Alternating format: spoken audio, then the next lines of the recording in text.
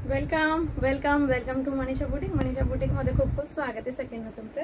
खूप सुंदर आणि छान अशी तुम्हाला जॉर्जेट फॅब्रिक मध्ये लैरिया पॅटर्नची साडी घेऊन आली सगळ्यांना.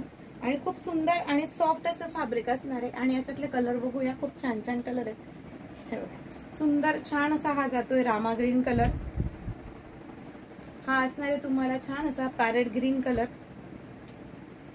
मस्तपैकी छान आणि सुंदर असं असणार आहे बॉटल ग्रीन कलर.